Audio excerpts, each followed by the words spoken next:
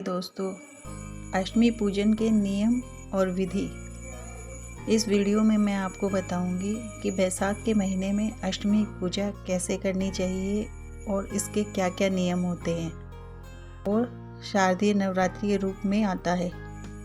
चैत्र नवरात्रि की अष्टमी तिथि अत्यंत महत्वपूर्ण मानी जाती है क्योंकि इस दिन महाअष्टमी या दुर्गा अष्टमी के रूप में महागौरी की पूजा की जाती है। यह तो आप सब लोग जानते ही हैं। इस दिन व्रत पूजन, कन्या पूजन आदि विशेष रूप में सब घरों में किया जाता है। दुर्गा अष्टमी का अपना एक विशेष महत्व होता है। अष्टमी का दिन शक्ति की उपासना का दिन होता है। यह दिन माँ दुर्गा के 8वें स्वरूप महागौरी को समर्पित है। दोस्तों, ऐसा माना जाता है कि माँ महागौरी ने अपने कठोर तप से शिवजी को पति रूप में प्राप्त किया था और उनका स्वरूप अत्यंत उज्जवल एवं करुणामयी है। महागौरी दुखों को दूर करने वाली हैं और मोक्ष प्रदान करने वाली देवी हैं। अष्टमी के दिन उनकी पूजा करने से सभी कष्टों का निवारण होता है, पापों से मुक्ति मिलती है और जीवन में सुख शांति आती है। दोस्तों, अष्टमी पूजा का अपना एक विशेष महत्व है। नवरात्रि की अष्टमी को महाअष्टमी भी कहा जाता है। यह दिन शक्ति की उपासना के लिए विशेष रूप से समर्पित होता है। कुछ लोग इस दिन अष्टमी व्रत रखते हैं और कुछ नवमी को जोड़कर अष्टमी नवमी संयुक्त व्रत करते हैं। दोस्तों, अष्टमी पूजन का अपना एक नियम और महत्व होता है। तो इस दिन हमें सुबह जल्दी उठकर स्नान करना चाहिए, साफ कपड़े पहनकर व्रत का संकल्प लेना चाहिए और देवी की मूर्ति, जैसे कि मूर्ति है या चित्र है, उसको साफ करके उसकी स्थापना करनी चाहिए।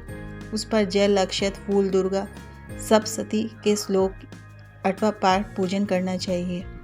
अगर आपने पहले दिन कलश स्थापना नहीं की थी तो आज कर सकते हैं।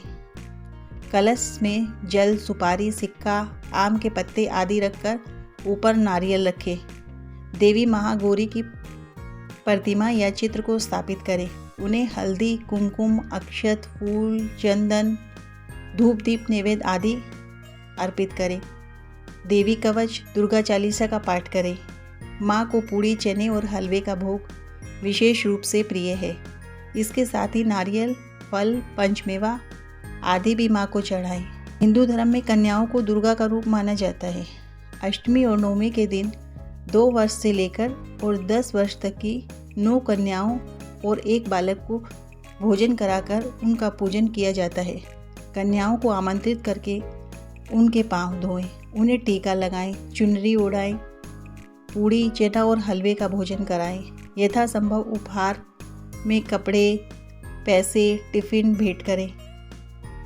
उनका आशीर्वाद लें। मान्यता है कि इससे जीवन में सुख समृद्धि आती है। 14 अप्रैल को अष्टमी के दिन देवी महागौरी की पूजा करके, उपवास रखकर, कन्या पूजन करके व्यक्ति धर्म, अर्थ, काम और मोक्ष चारों पुरुषार्थों की प्राप्ति कर सकता है। यह दिन आत्मशुद्धि, सेवा, भक्ति और शक्ति का पर्व है।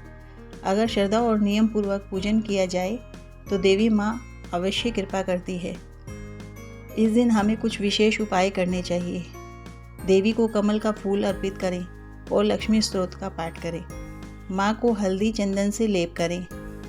9 कन्याओं को भोजन कराएं। उन्हें लाल चुनरी भेंट करें।